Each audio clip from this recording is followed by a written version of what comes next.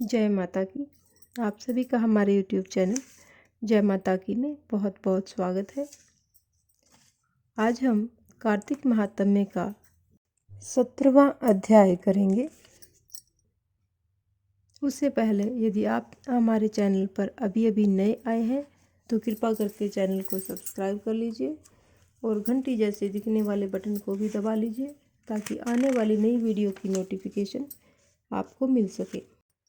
तो शुरू करते हैं 17वां अध्याय। 17वें अध्याय में सभी व्रतों में श्रेष्ठ मोक्ष देने वाले व्रत एकादशी व्रत के महात्म्य के बारे में बताया गया है। इसमें नैमिषारण्य तीर्थ में उपस्थित ऋषि मुनियों ने सूत जी महाराज से कहा कि अब मोक्ष को देने वाले सब व्रतों में उत्तम एकादशी व्रत का महात्म्य सुनो। एकादशी चाहे कृष्ण पक्ष की हो अथवा शुक्ल पक्ष की, उस दिन अन्न नहीं खाना चाहिए।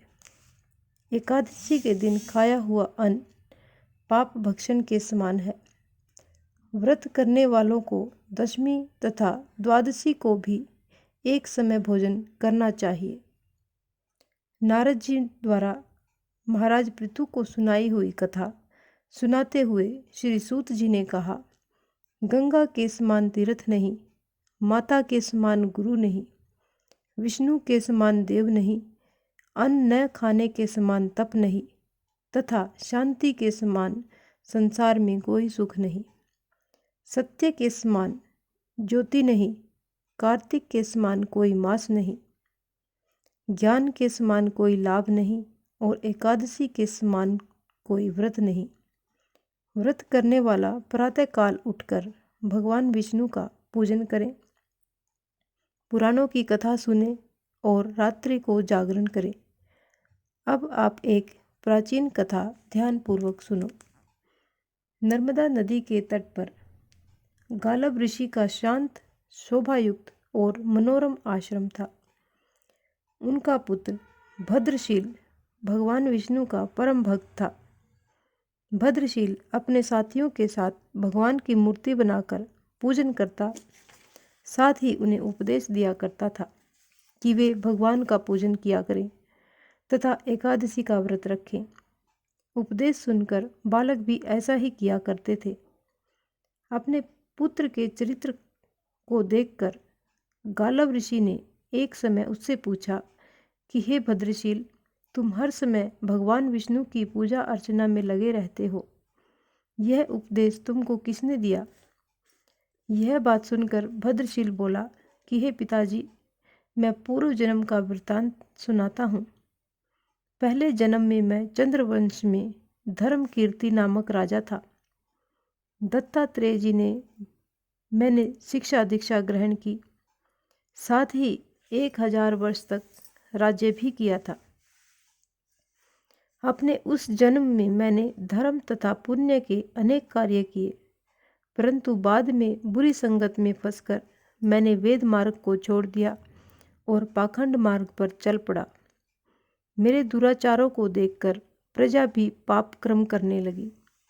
इसी तरह धर्मशास्त्रों के कथनानुसार प्रजा के पाप का छठा भाग भी मुझको मिलने लगा। एक दिन शिकार खेलने के लिए मैं वन में गया। दिन भर भूखा प्यासा रहा, खाने पीने को कुछ नहीं मिला। जंगल में भटक जाने के कारण शाम को मैं घूमता फिरता नर्मदा नदी के किनारे पर जा पहुंचा। उस दिन एकादशी का व्रत होने के कारण वहां पर एकत्रित अनेक वैष्णव भगवान का भजन कीर्तन कर रहे थे। भूख प्यास से व्याकुल और थका हारा होने के कारण मैं रात भर नहीं सो पाया और वहीं पर पड़ा रहा और भजन कीर्तन सुनता रहा। प्रातःकाल होते ही भूख प्यास से मेरे प्राण निकल गए। उसी समय यमराज के दूत आए और मुझ पापी को मारते पीटते हुए यमराज के पास ले गए। वहाँ पर यमराज ने चित्रगुप्त से मेरे पाप पुण्य का लेखा जोखा पूछा। चित्रगुप्त ने कहा, यद्यपि यह महान पापी है, परंतु इसने एकादशी का व्रत किया था और रात्रि भर भगवान का कीर्तन सुना था। एकादशी को भोजन न करने के कारण इसके प्राण निकले हैं। इस कारण इसके समस्त पाप नष्ट हो गए हैं। चित्रगुप्त जी की ये बातें सुनकर यमराज तत्काल अपने सिंहासन से उठकर खड़े हो गए और मुझे नमस्कार किया। फिर मुझसे बोले, हमसे बड़ी भूल हुई है, आप हमें क्षमा करें। फिर यमराज अपने दूतों को धिक्कारते हुए कहने लगे कि जो व्यक्ति भगवान के नाम का स्मरण करता है अथवा सुनता है, उसको कभी भी हमारे पास मत लाना। जिसने अनजाने में भी एकादशी का व्रत किया हो, उसके समस्त पाप नष्ट हो जाते हैं और उसे हमारे पास आने की आवश्यकता नहीं पड़ती। इसके बाद यमराज जी ने मेरा पूजन किया और फिर मुझे सुंदर विमान में बिठाकर विष्णुलोक को भेज दिया। हजारों वर्ष इंद्रलोक तथा विष्णुलोक में रहने के बाद अब मैंने आपके यहाँ पर जन्म लिया है। एकादशी के व्रत की महिमा तो अपार है ही। जो इस कथा को सुनता है अथवा सुनाता है, पढ़ता है, उसके समस्त पाप नष्ट हो जाते हैं। इस प्रकार यह कार्तिक महात्म्य का 17वां अध्याय यहीं पर संपन्न होता है।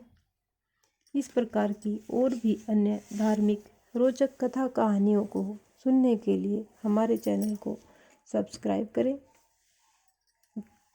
लाइक करें और अपने मित्रों और प्रियजनों में आगे भी शेयर करते रहें। जय माता की।